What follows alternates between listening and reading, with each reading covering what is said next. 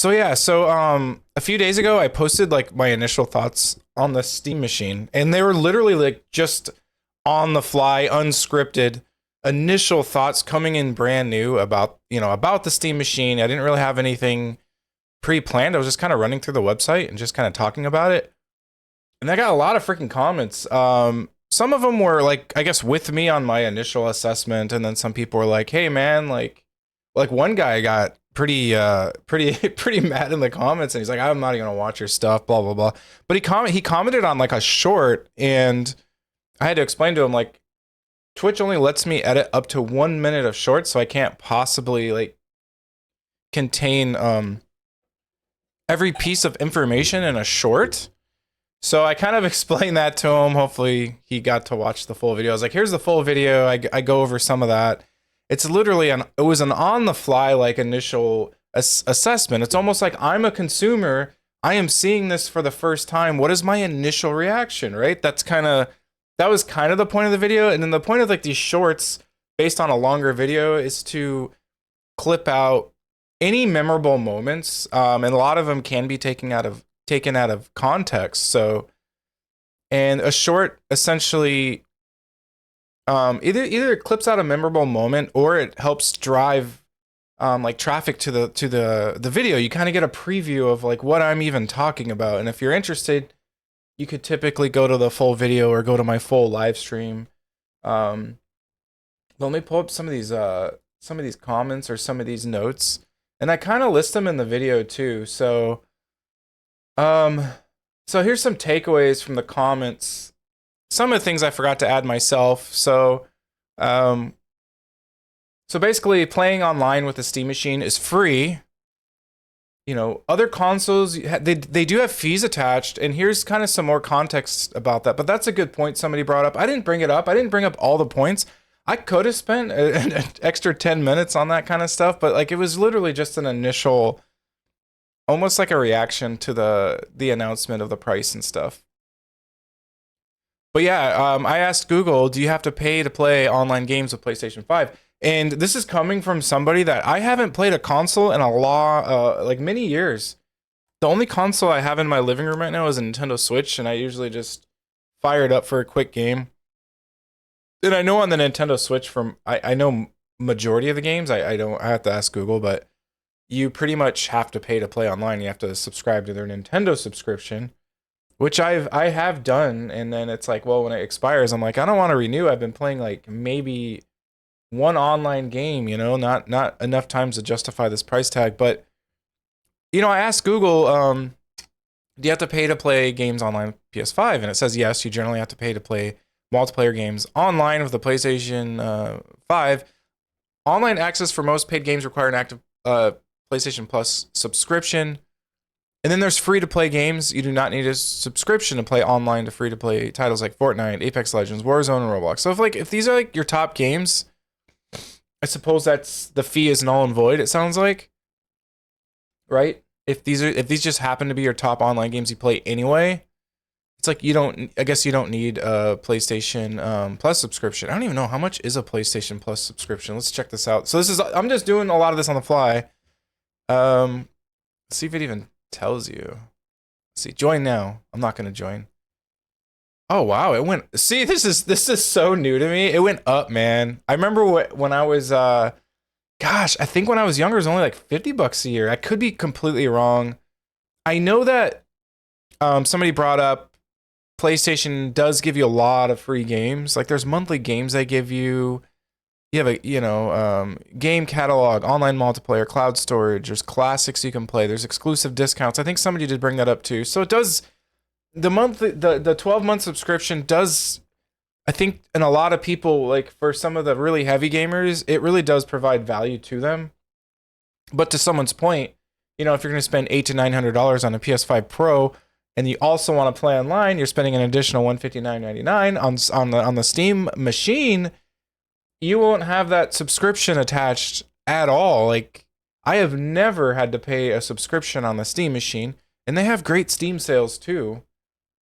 And they do have some free games on Steam too. So I guess that's a pro and con you're gonna have to do. And I think that's one of the reasons personally that drove me away from keeping up with the console is I kept getting busier and busier in my life, and I didn't want to pay to play online. And I like to play online. That's one of my favorite things to do in games. And some people, they they don't like to play online, so that would be null and void to them. Or you get some free games. But anyway, that it comes with a cost, right?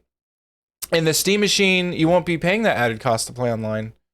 So that is food for thought. The majority of your Steam library is probably supported. Like I have Steam games that are like over a decade old and still work, and there's no additional fees. I don't have to buy like a remastered version. You don't have to repurchase the dang game. I remember on like getting consoles in the next generation, I had to keep repurchasing the same game. I think they've alleviated that a little bit, but man, that was that started getting a little like, why am I purchasing the same game? Whereas Steam, man, I got games over a decade old, maybe even pushing 20 years old.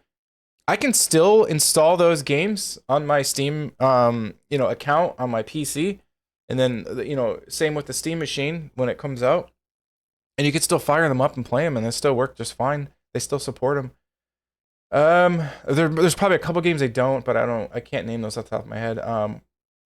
Game selection is different, so a lot of indie games are supported by Steam. Somebody brought that up. 512 gigabits should be just fine for those that love to play just the smaller indie dev games. True. Also, if I could reiterate on my point of 512 gigabytes, it is like introductory. Let's face it. Like I don't think Valve wanted to release a 512 gigabyte, but the cost for memory is so high. But with that being said, there's an expandable SD card slot, a micro SD card slot. So that almost becomes null and void, but you do again have to pay additional money on top of the $1,049 that the base model is already at. So I guess as a consumer up front, taking it for face value, I'm like, man, I'm gonna have to buy a memory card too. Some people already have an SD card laying around though, so they're just like, whatever. And then some people, like this guy mentioned in one of my comments, they play these smaller indie games anyway. That's their core game, or that's what they want to play on their Steam Machine. That's what they're psyched up to do. So that's a really good point. And then let's see. Somebody said some say this console is primarily for the existing Steam user. This is for people that have a library and want to play it on the TV. Yeah, I didn't bring that up. If you're a PC gamer, you either already have a PS5 or you don't care about buying a PS5. Steam arguably isn't looking to beat a PS5. Yeah, arguably they're not, and that is a great point. I have, like my Steam library keeps growing because every time I buy a game, it stays on there. Even if it's not loaded onto my PC, I can typically click on the game title and just install it. And that is a good point. That I'll be able to bring that entire Steam library to, my Steam Machine or to my living room or whatever. Just by firing it up, they'll all be there as selectable titles. So that's a great point.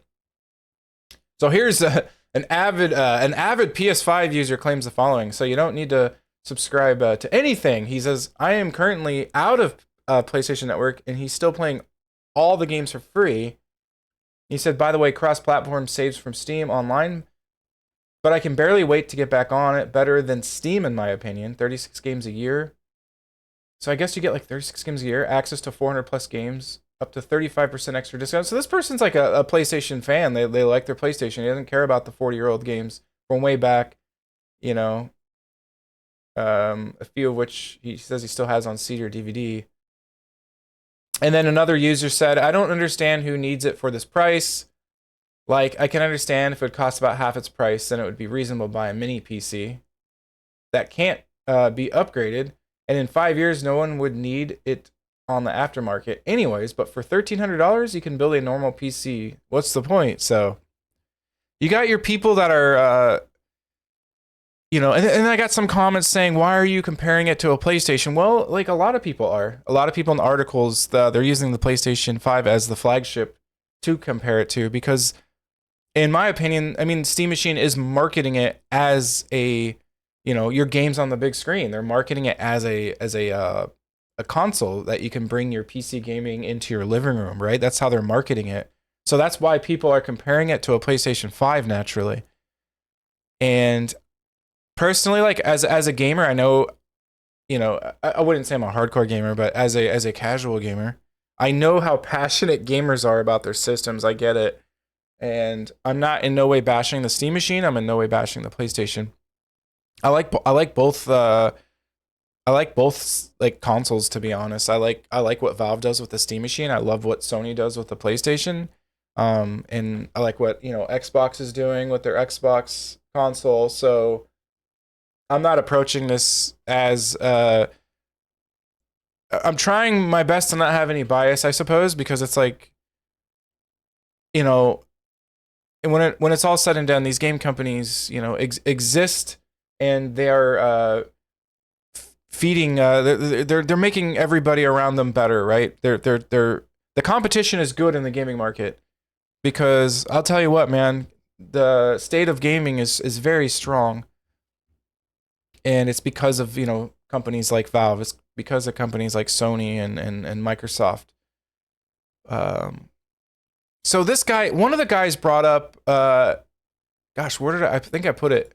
There's a way to like, see, I didn't even know this. There's a system called GOG, and I'm probably gonna mess this up, but you can port your games from Steam to GOG, which is like a gaming platform, and it's DRM free. So man, I'm gonna ask, like, I have to, like, I'm new to this GOG thing, but it says yes, you can absolutely install and play your GOG games on a Steam machine or a modern Steam Deck. I'm gonna ask. I really want to ask, like, what is GOG, and I'm bad. So I'm bad at this.